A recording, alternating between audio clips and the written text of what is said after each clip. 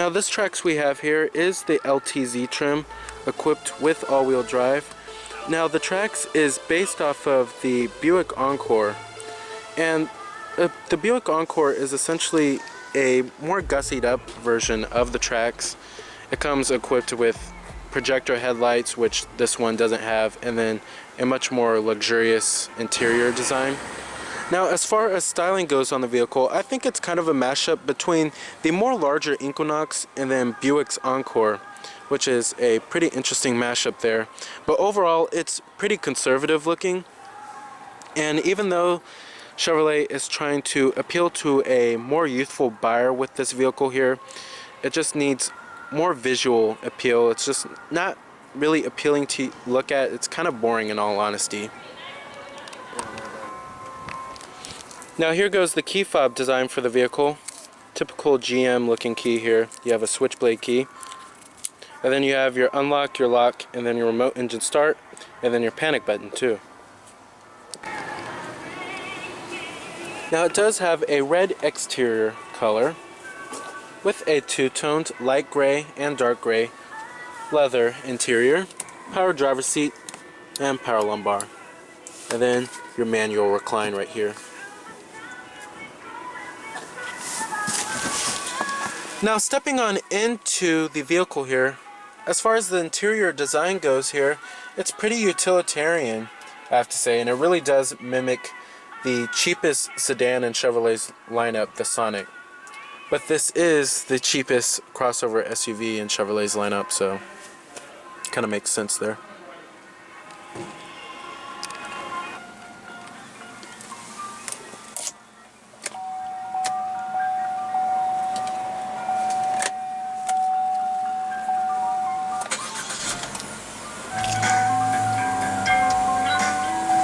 And what you're hearing is a 1.4 liter 4-cylinder turbo. Now coming to your transmission, you have a 6-speed automatic with manual shiftability.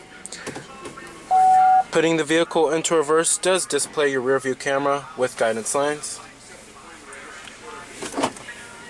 And let's go ahead and turn on the lights and the hazards too. Automatic driver's side window. And let's go ahead and pop up the hood and check out the engine bay.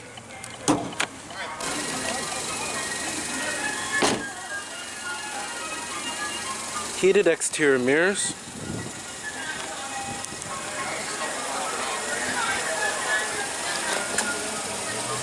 Halogen headlights with halogen fog lights.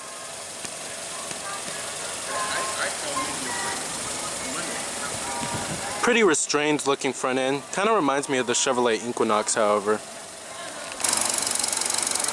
Now under the hood you have a 1.4 liter 4-cylinder turbo producing 138 horses with 148 pound-feet of torque.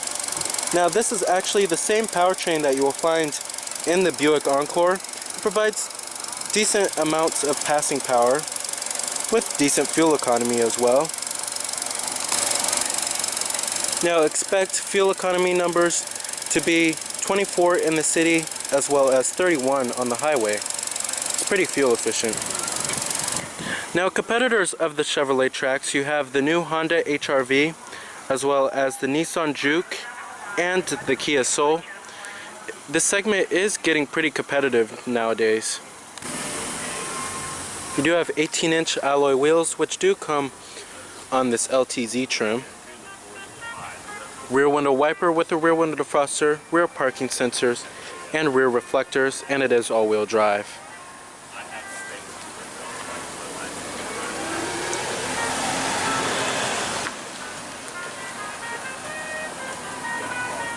Now, if you know the Buick Encore, this really does take a lot of its styling cues from the Encore, and I have mistaken this vehicle for the Encore many times when I saw it driving on the road.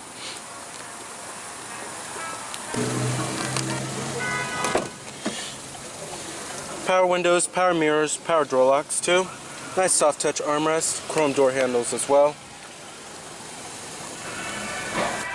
And let's go ahead and rev it up.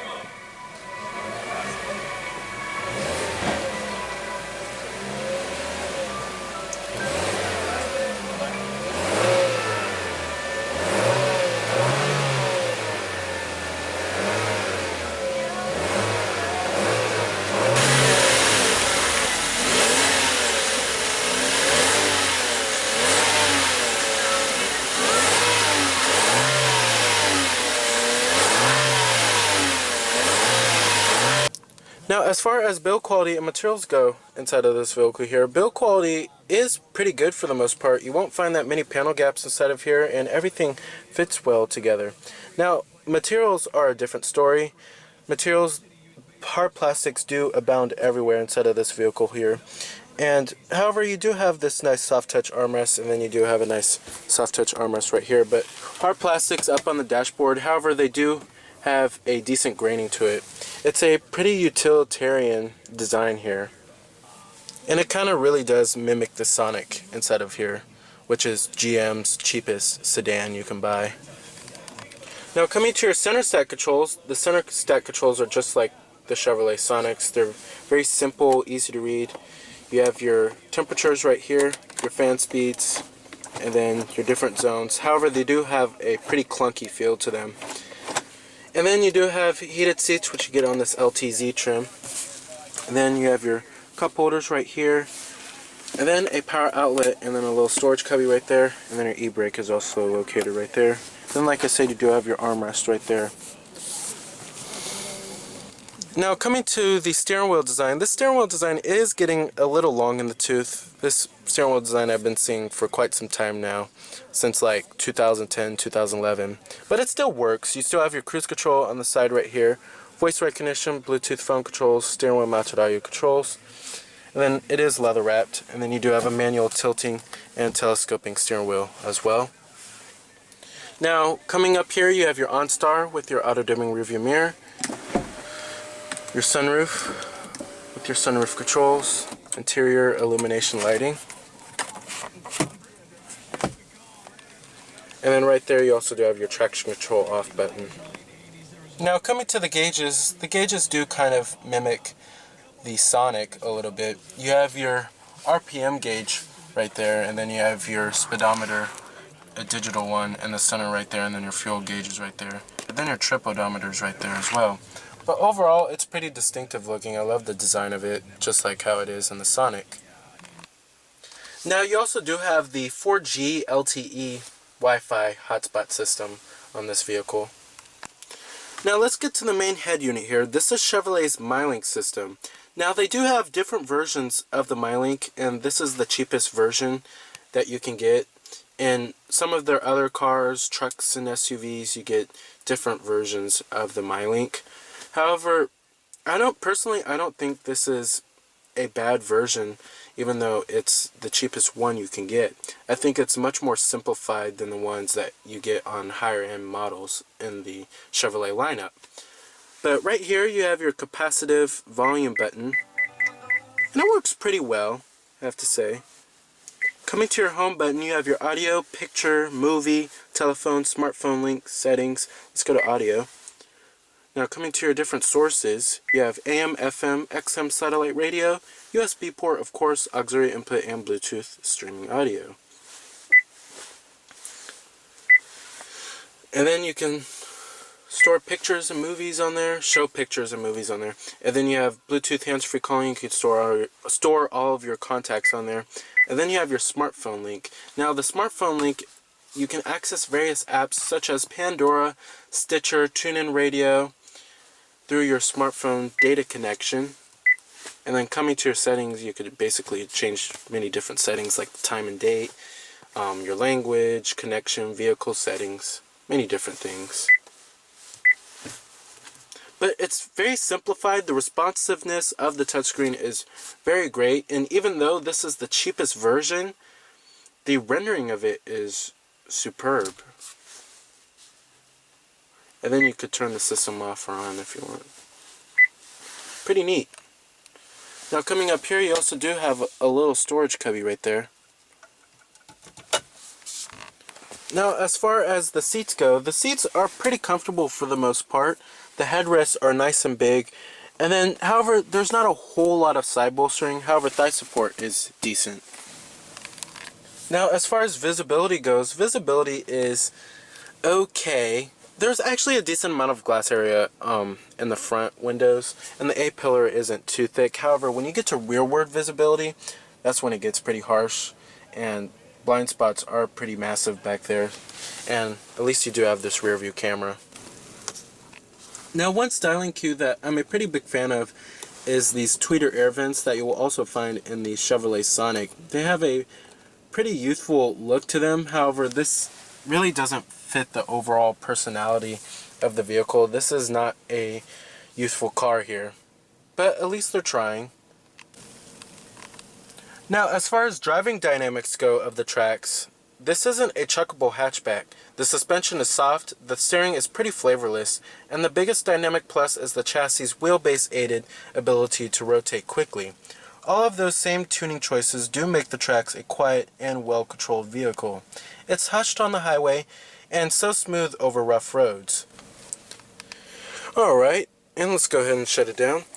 Let's go ahead and check out the rest of the Trax. Let's go ahead and check out the rear seat space as well as the cargo capacity. Now, materials and build quality do follow through in the rear. You still have chrome door handles back here, and the armrest is still soft touch. However, the upper door panel is all hard touch. Now, don't expect for these second row seats to recline. Now, I'm actually quite surprised you do have a little armrest with cup holders back here. And legroom isn't too shabby. Now, I'm about 5'11", and this is where my driving position would be. And my knees are touching the back of the seat. However, it's not horribly cramped back here. I could still fit for the most part. But you do have dual map pockets back here. And a power outlet way down there. However, these rear seats do fold down. Alrighty.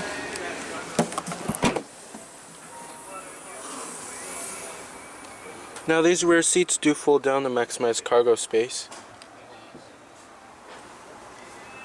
Do have a little storage cubby right there. And then your floor mats are right there.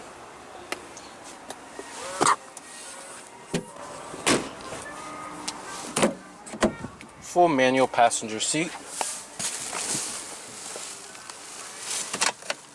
Little storage cubby right here, and then you also do have your USB port and your auxiliary input. This is actually kind of like where your center console storage would actually be. They actually put it up here instead of putting it right down here. So at least you do get a little bit of storage space. And then you have your glove box right here, which is not damped, just slams right down. Alrighty. So with a decently sized cabin, a versatile cargo area, and with all the latest technology and connectivity features, the Chevrolet Trax is a solid choice for a subcompact crossover. So remember that this is Cameron Birch from Cameron's Car Reviews.